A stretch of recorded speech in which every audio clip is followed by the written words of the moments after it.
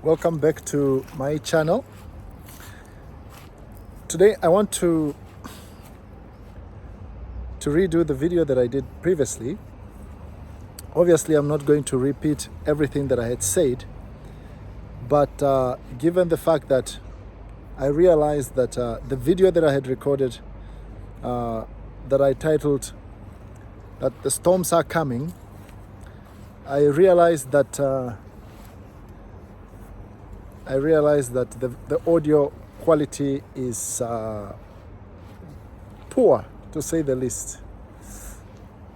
But in any case, I decided to upload it despite the low audio quality, because in any case, I'll not be able to repeat everything. So just try your best to watch the previous video so that you can get all that I was saying there.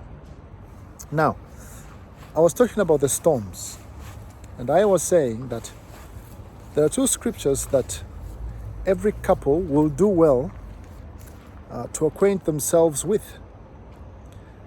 That includes both the couples in courtship, as well as newlyweds, as well as people who've been married for many years. Yes, the journey of marriage is a rich journey.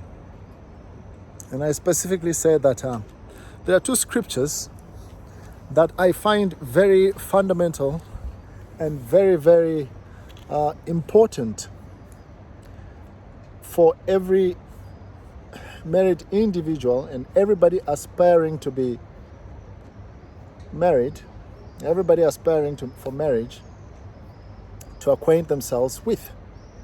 Namely, 1 Corinthians chapter 7 verse 28 and Proverbs chapter 10 verse 25.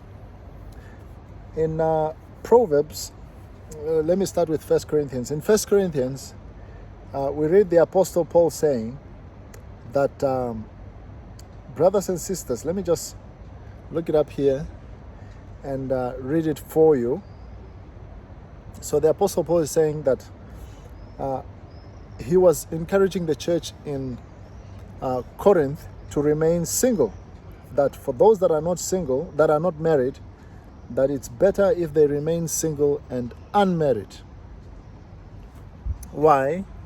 He reasons because for those who are married, they will face many challenges in this life, many troubles in this life. Right? He says, let me start from verse 26 for the sake of context. So he says, because of the present crisis, I think it is good for a man to remain as he is, meaning to remain unmarried.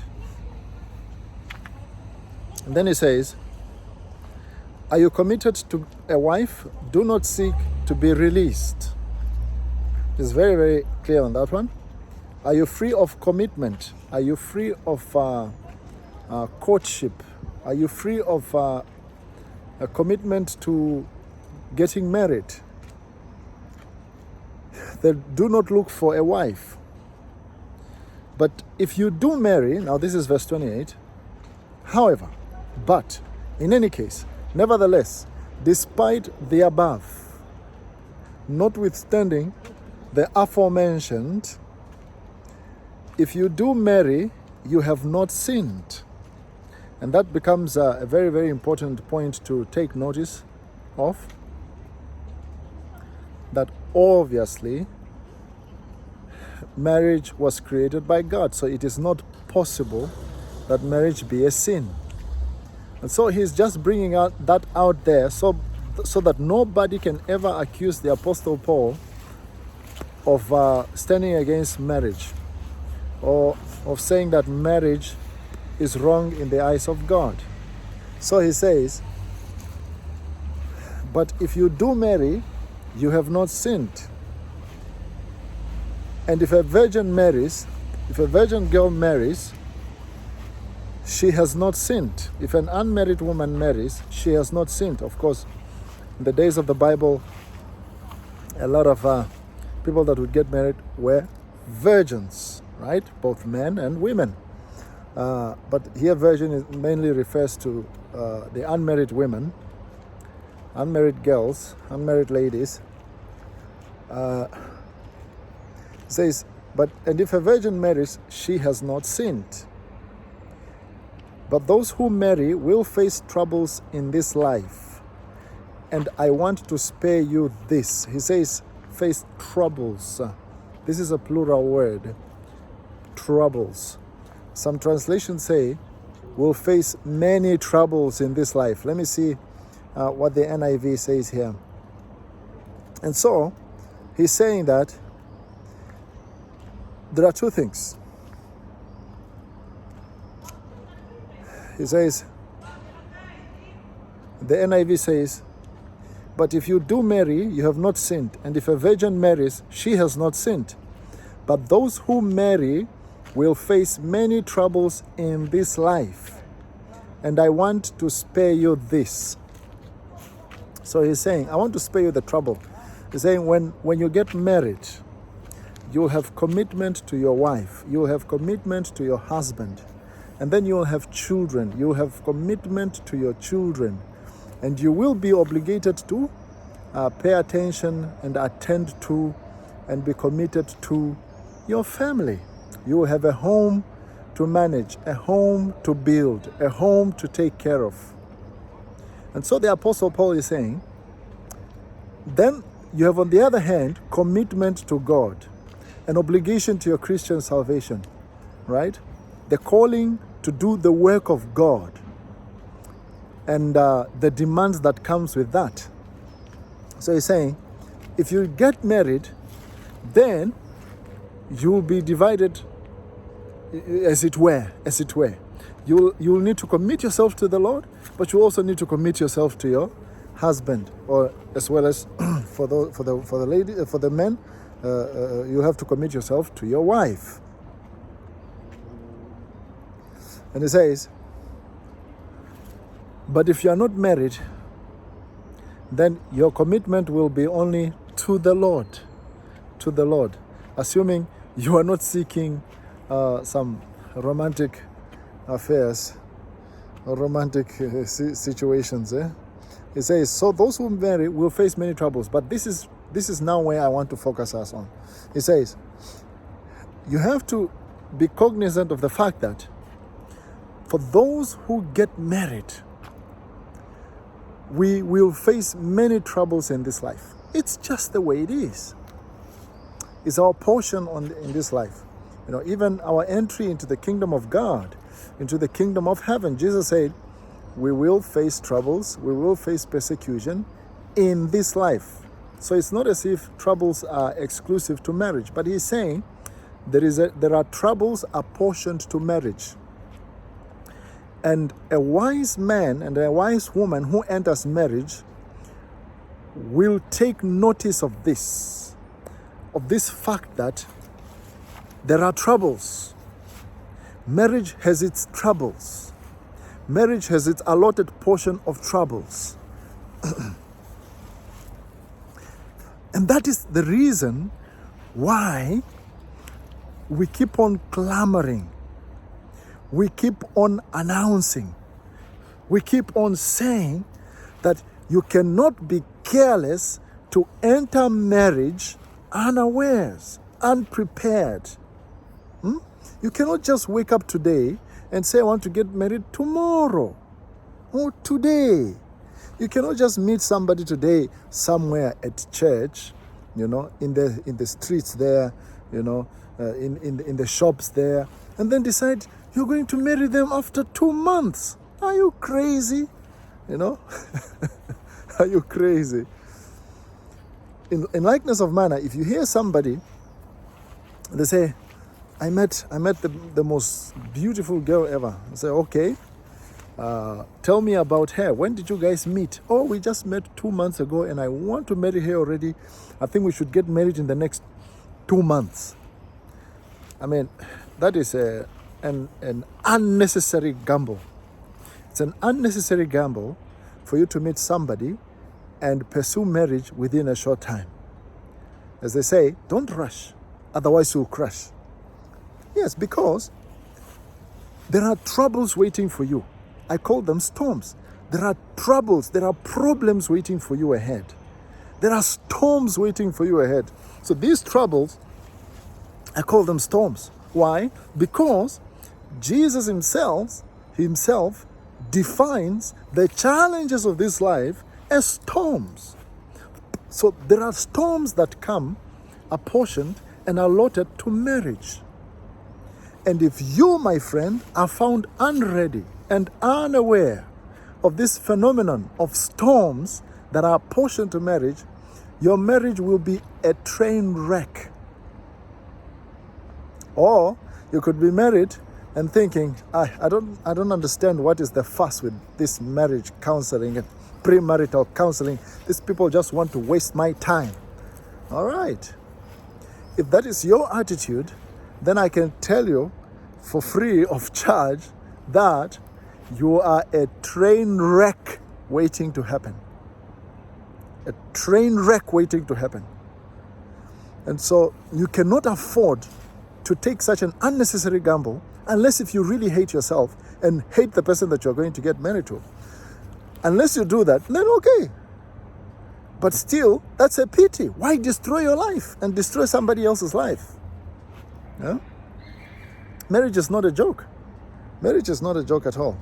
And so, if you look at the book of Matthew, chapter number 7, and then we look at from verse 24, he says,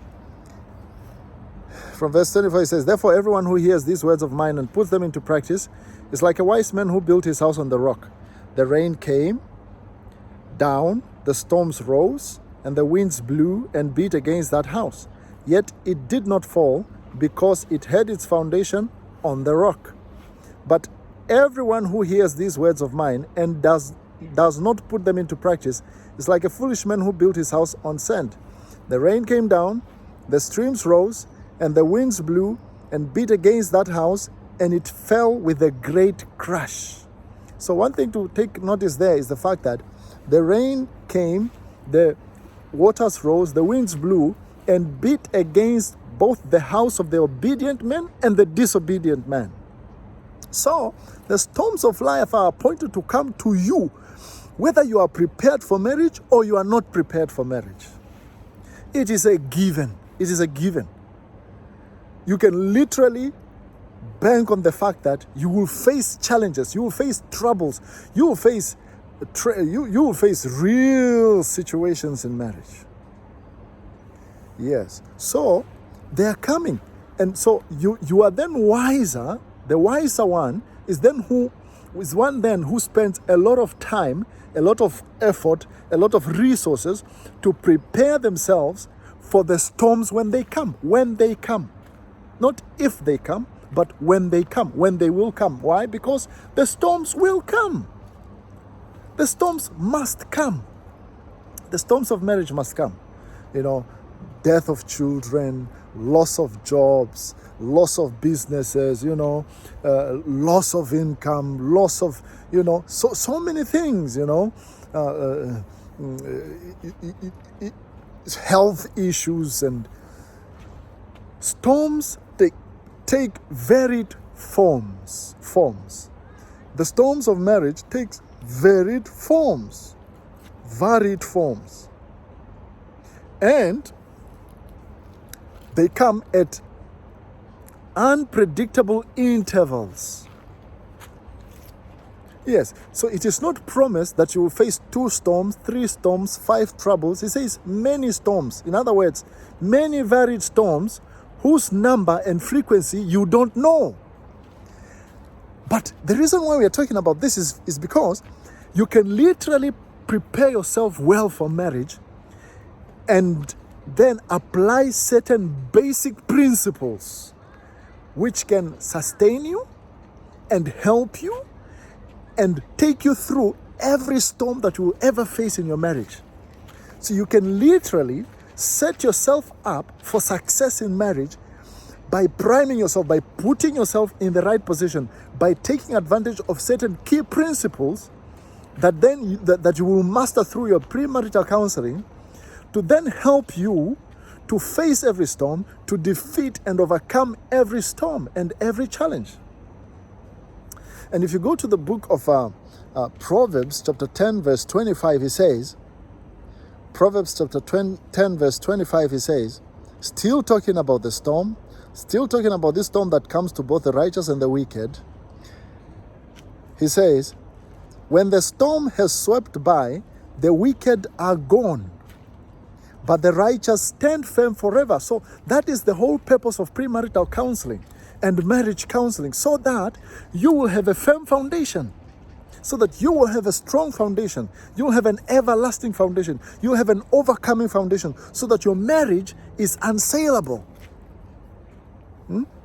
So that your marriage is sturdy, and when the storm comes, your marriage will stand, endure, overcome, suffer long, and after the storm has passed away, has died down, then you would have been left standing strong.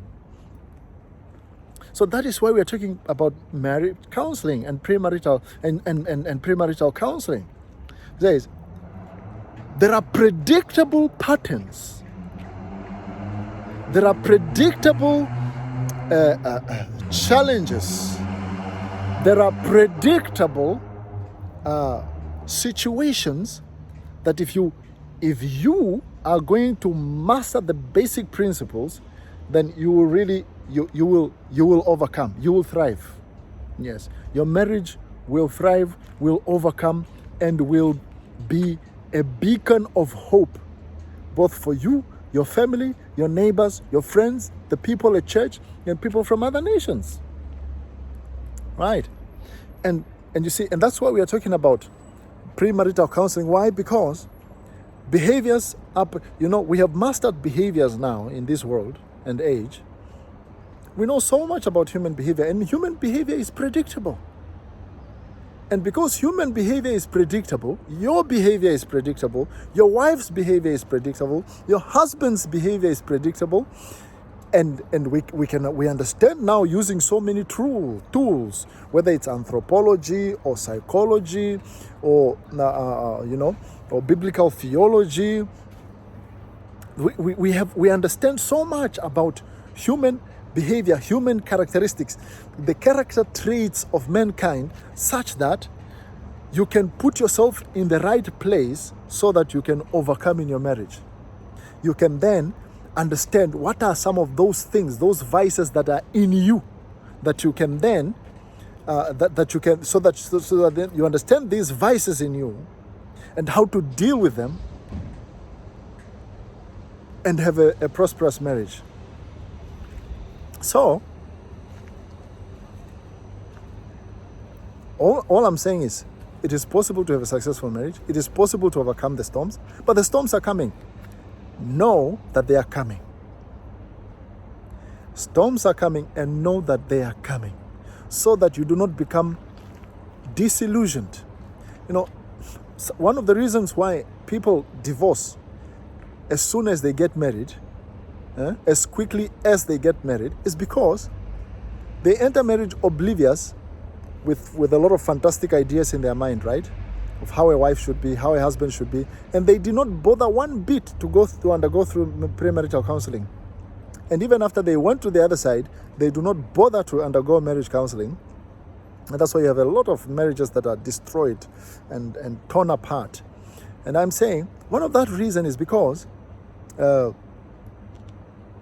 one of the reasons most marriages divorce is because people get married, and then when they get to the other side, when they get to married life, then they realize, marriage is nothing what I thought it is. In fact, they put it this way. They say, this is not the guy I married. This is not the woman I married. She was all sweet and all humble and all agreeable. He was all caring and all generous. Now we got married and he's a stingy guy. We got married and she's the most wicked woman I have ever known. They say, this is not the guy I married. So this guy pretended to be a good guy, but he's not. This woman pretended to be the best woman, Miss Universe, but she is not. Yes, they do that. That is what we call disillusionment. They did not realize that that stage is coming. They thought love and marriage is butterflies in the stomach, and all these feelings that they feel here in their splunk, and all these feelings, where they feel like they could just melt into each other. They don't realize that this physiological stage of what they call puppy love, this physiological stage of infatuation comes to an end. And all the stupid glasses that you were wearing when you were in courtship, when you were now in love with this person, before you knew anything about this person, they don't realize that they were going to come off. Those glasses were going to come off. So we call it disillusionment. Disillusionment. And when people begin to face storms, unready, unprepared, not even knowing, ignorant, so ignorant, not even knowing that the storms are coming, we call that disillusionment. They become so disillusioned, they cannot help themselves, they cannot wait, they cannot endure any longer. They just want out of this marriage absolutely and totally and as quickly as possible, as quickly as they entered. They want out as quickly as they entered. And so to avoid yourself all such unnecessary drama, or unnecessary situations, and why do that to yourself when you can just spend one good year in the microwave generation, telling them to spend one good year in premarital counseling? It's like telling them you can go to, going through torture. But listen, I would advise you, if you're not married, to spend at least 1 year, one good year of premarital counseling, and then you use that one good year to prepare for your marriage, for your wedding. But not more than 2 years. There's no need to torture one another. So, but I'm saying, at least spend 1 year, but not less than 6 months, okay? But I would my golden time, I would advise you, is 1 year. Use 1 year to prepare yourself for marriage, and you'll get to know so much. Listen to this. You can never, ever be over-prepared for marriage. You can never, ever be over-prepared. You can never be over-prepared for marriage. Yes, you can't. You can't. There is so much unknown that your little brain cannot comprehend right now. And even if I was to give you 20 hours of marriage counseling, I would still not have scratched the surface for you. So, you cannot over-prepare. So 1 year would be good to prepare if you have just stumbled on this thing called marriage and premarital counseling. But for those of you that are not in courtship, I would advise you, the moment you realize you don't want to spend the rest of your life alone, single, the moment you realize that some guys are knocking on your door, the moment you realize that your body is giving you signals that you want to be with somebody, that you want to get married, that you want to have children in the future, then that is the best moment to begin to prepare for marriage. Why? Because now your brain is not playing tricks on you, your mind is not playing games on you, you are not being played by infatuation, you are thinking soberly, and you can think properly and rationally, and then you can read books and listen to wise advice and wise counsel that can really help you and set you up for success when you eventually enter into a relationship. And so that is what I would advise those who are not yet married, those who are not yet in courtship, those who are not yet in a relationship. I would say the moment you realize that you want to get married someday, then that is the moment you begin to pray and begin to prepare yourself for marriage. For those of you who are already in courtship, I would say you can never over-prepare. So spend as much time as possible. Don't rush. Don't rush, because the storms are coming. And when the storms comes, they are very harsh. They are very, very harsh. They cannot, they may not spare you. Yeah, the storms may not spare you. Yeah, not everybody survives the storms. The majority don't survive the storms. So choose well and choose wisely. Prepare yourself well for marriage. That's all I want for you, so that God gets all the glory and honor. God bless you guys.